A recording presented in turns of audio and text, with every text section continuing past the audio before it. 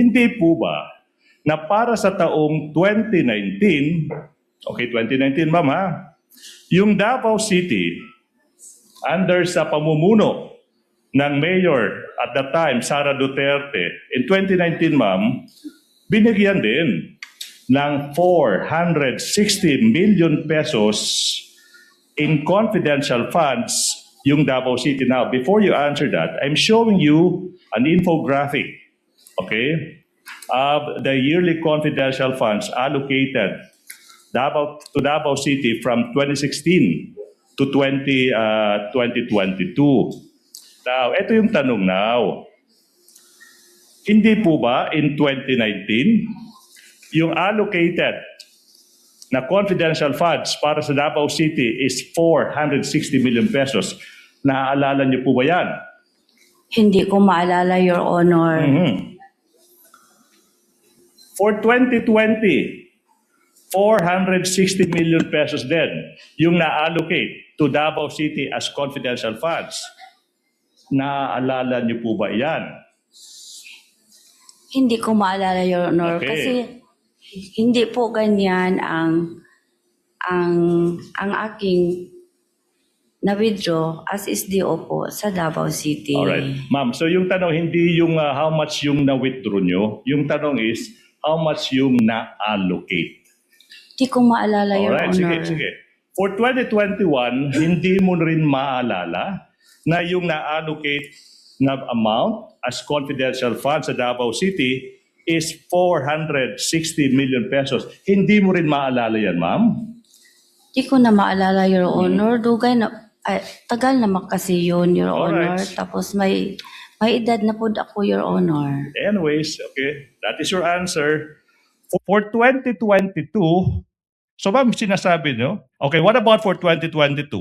Before you transfer to the OVP, okay, yung Davao City nabigyan din ng 460 million pesos in confidential funds, 2022. Hindi nyo rin maalala yan. Hindi ko maalala, Yes, Your ma'am. Honor, kung ilan ay mao ba na o yan ba ang confidential fund, Your Honor? Is it because, sabi mo, sa edad nyo, hindi nyo na maalala, ma'am? Di po ba? Contributor po ang edad ko, Your Honor. At saka, dugay na po na, Your Honor. Okay, now. Matagal na, Your Honor. By Dugay, the witness said matagal na. 2022. 2022. 4 na taon pa lang yung Are you- nakalipas. No, I'm not yet done. I'm not yet done. Kindly And- let the council finish. This is a probing question. And you are telling this public, ma'am, hindi nyo na maalala yung amount na binigay sa OVP na nangyari lang 4 na taon pa lang. Objection, Your Honor. That's a probing Ask and question. answer it in argumentative, Your Honor. He's trying to impeach, I believe, the witness Yes. with respect to the earlier answer that she gave, which she can do, counsel, given that she has been declared by the court as a hostile witness. Witness may answer. Objection overruled. Hindi nyo maalala, ma'am, 2022?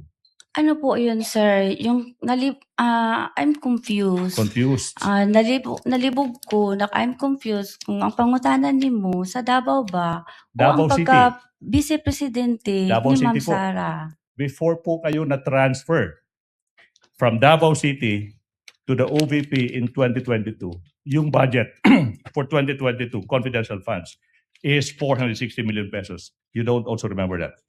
Dili ko kaya nomdom, sir. You don't remember that. All in all, from 2019, 2022, a simple math will tell us 1,840,000 pesos. Almost 2 billion confidential funds sa Davao City binigay.